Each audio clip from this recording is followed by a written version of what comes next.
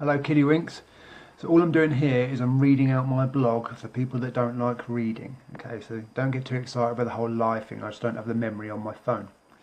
So it's going to look a bit weird because I'm reading on my screen down there while talking to you. But I'll do my best.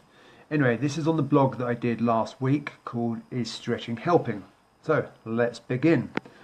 I know what it's like. I've been there before and have experienced very little in terms of results. Those that I did get were short-lived, and I'm in the health and fitness industry. It's my job. I should know how to do this. So why wasn't I getting better? Why was I still only cycling through periods of tightness, chronic pain, laboured movement, and on occasion debilitating pain? You know, the kind that had me crawling on the floor and using furniture to stand. More than once, actually. Happened quite a few times over the years. So why wasn't all that stretching helping? It made me feel pretty shitty. Was there something wrong with me, or was I just crap at my work? So I had been seen by various specialists over the years, but they'd all been pain management at best. They were keeping the issue at bay without ever getting to the source of the problem. Instead of finding the cause, they were treating the symptoms, which, to be fair to those specialists, is a dominant way of thinking in this part of the world. It was what they were trained to do. I was doing the very same thing. In a nutshell, a lot of what I had learned was wrong, or more accurately, I was looking at a very small, isolated part of the picture. I expect there is still even more of this picture to come as I keep learning and expanding my understanding. Ooh, exciting. So, what changed? A few years ago, I started to learn about the neurological aspects of how the body works, the relationship between the brain and the body. So don't worry, I won't go all science crazy on you here. So whatever is happening in the body, the brain is telling it to do that, or not to do that. There is always a reason the brain is doing this. When I figured this out, the proverbial can of worms opened. My curiosity had been sparked, and I stumbled across the AMN Academy on my new mission to find answers. So big props to the AMN Academy, they changed everything for me. Credit where credit's due, eh? Right, I'm just scrolling down here. Okay, so back to the brain stuff. The brain operates on an input and communication basis. It is in constant simultaneous state of receiving and sending information. Input dictates output. Now, there are quite a few things that could disrupt communication in either direction, but that's a topic for another day. The constant flow and utilisation of information is very energy costly. So the brain is always looking for ways to conserve energy. It does this by adapting and minimising the use of resources that are needed for a specific task.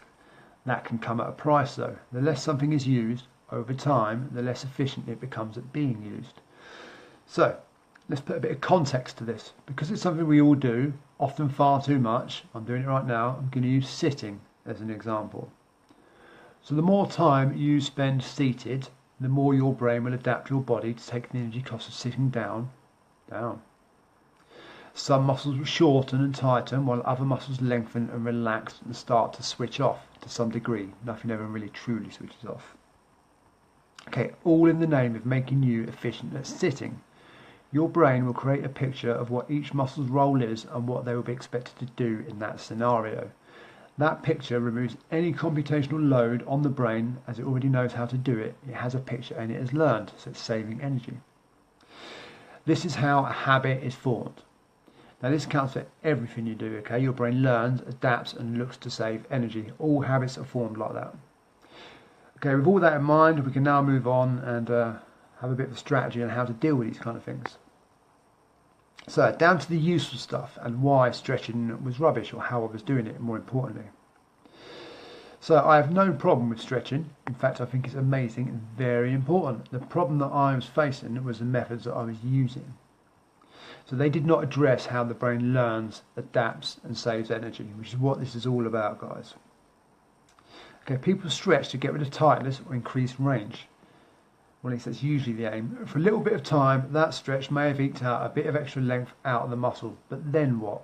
What about the brain's picture of what it can do with that muscle? Has stretching changed all that? No, not really. So all stretching will do on its own is maybe improve your ability to stretch, not your ability to actually move. For that picture to change, the brain needs something new to learn, thus giving it the context to create a new picture. So this is where novel movement comes in. The brain goes mad for it. So where are we? Okay, when the brain has something new to learn, it lights up a lot more and it starts creating new pathways. It changes the picture. It does require repetition though, as well as added effort and attention. So attention is key, guys. The more attention you pay, the more the brain fires. Because you can't just do it once and expect your brain not to revert back to the old way. It's energy saving, remember? Now, I'm sure you fine readers have already worked out that the novel movement should be relevant to the area you're trying to improve and not a completely different limb. Obviously. So the short version is stretch, then use that newly gained length in a novel movement or exercise to create a new improved picture. Right, where are we? Okay, so, and then I did a little section on complex movement. Let's talk about that, shall we? The more complex a movement is, the more the brain will light up. By complex, I mean something that changes direction and levels. Martial arts, dance and gymnastics type moves are excellent examples of complex movement. There is also a whole culture around movement gaining popularity with people like Ido Portal leading the charge. Bless his little head. Excuse me. Now, I'm not suggesting you take up a martial art or start trying to bust out cartwheels in the gym, particularly if you haven't been doing much movement recently. You can take small elements from any of those complex things and tailor it to your ability. If it is totally new to you, then add a more linear, straight line move that you're unused to. That will be good enough. And then you can, increase that over time as your movement capacity increases. The important thing is it's something that your brain has yet to turn into a habit. Right, blah, blah, blah, scroll down. Okay, so I want to share with you kiddie winks a simple tip on stretching for flexibility and movement that I use all the time. There are all sorts of neurological stuff going on here that makes this method more effective than basic static, just holding a stretch, okay? So it's something known as contract, relax stretching. There's loads of different kind of methods. So I'm going to assume that you have some knowledge of stretching, something that you've at least tried. You wouldn't be reading this if you didn't have at least a passing interest in moving better. When I say reading this, I mean watching this, but obviously I'm reading the blog here. So, start with stretches you know. Once you're in the position for whatever stretch you are doing, find the end range, that point where you can feel the stretch, can't really go any further without forcing it. Make sure you maintain that position until you're finished with this stretch. Okay, so that's very important, you don't move backwards. So start to contract the muscle you're targeting, but not super hard. Try 50% effort, something like that. Do that for 5 seconds. Then relax the contraction, but maintain the position.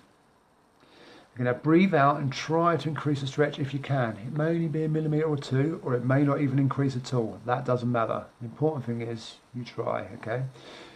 So if you can't, then just hold a position. That's good enough. Do whatever your muscles will let you do. Over time, your body will get better at stretching. Repeat that process 4 times in total. Okay, so that's 4 contractions of 5 seconds each, which will make 20 seconds in total. So that's it. Then you move on to the next stretch. And then you incorporate all of the complex movement stuff involving that, yeah? Right, so trying to add a bit of disclaimer and a small bit of safety bias.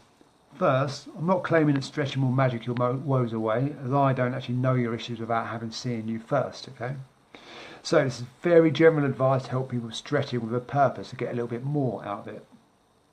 And second, when you do use stretching like this, it's important that you don't go hammering it to the point of exhaustion, okay, with exercise after, so lifting heavy weights, going crazy, that type of stuff.